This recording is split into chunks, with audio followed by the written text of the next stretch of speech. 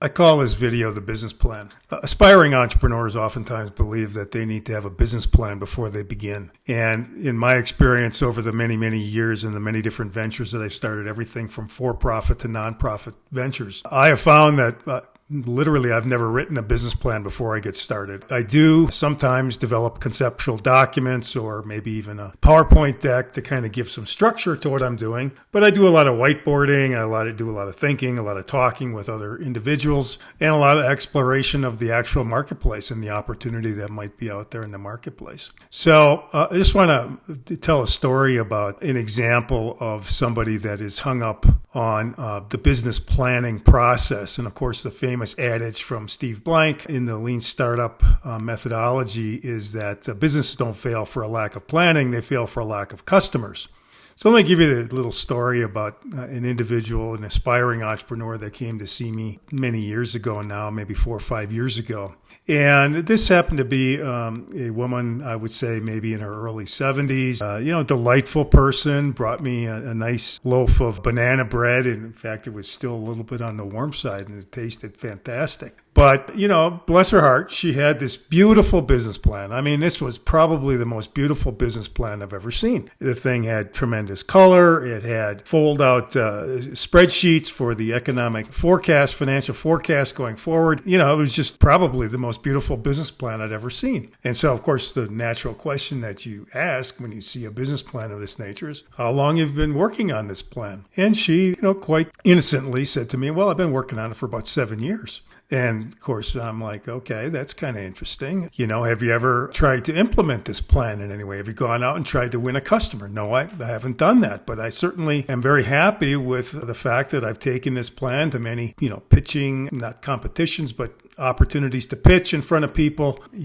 pitch night kinds of things and so on. She said, I get tremendous feedback on my plan. I said, well, it is a beautiful plan, but that's not that's not the raison d'etre of being an entrepreneur. You want to get out there and find out whether or not your plan has got any merit in the marketplace. So I said, here's what we're going to do. I said, I want you to put that business plan away. Just put it away. Let's not even think about that anymore. We're done planning. Okay, we're done. And so what I want you to do is go out and win 10 customers. She had a very simple business. I'm not going to describe the business because I don't want the individual to be identified. But it was a very simple business. Literally, she could have gone out and gotten 10 customers, whether they're paying or unpaying. I said, it doesn't matter. Just get 10 people signed up. It was a service operation. I said, get 10 people signed up to your service. And let's see how things go. And then come back to see me, whatever it takes. If it takes you, a month, that's fine. But, go out, put flyers, or whatever you need to do to get the marketing going in a very inexpensive way. And just see if you can get 10 people signed up for your service. Because literally she said it was available. It was something that she could do right then and there. And lo and behold, of course, as things go, and, my 99% rule is that when I give a assignment like that to somebody to actually go out in the world and discover whether or not their idea has any merit with customers, they just simply don't come back. And I told her about the 99% rule, and I said, well, you're going to be part of the 1% that comes back with the actual evidence that you have a potential business on your hands, or you're going to be one of the 99% that I never see again. She says, no, I'll be one of the 1%. And sadly, I've never seen her again. In fact, I haven't even heard about her returning to pitch competitions. Maybe that was a little bit of a favor that I did in sense that, of course those accolades are nice and everything, but you can really get strung along sometimes from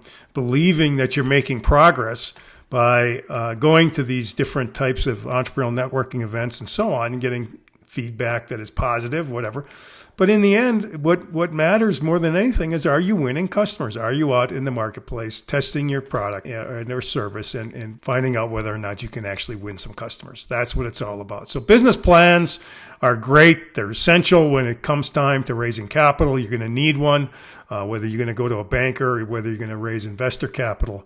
But a business plan before you begin is absolutely not a necessary, not even a sufficient condition for your opportunity to find out whether or not you're going to be successful.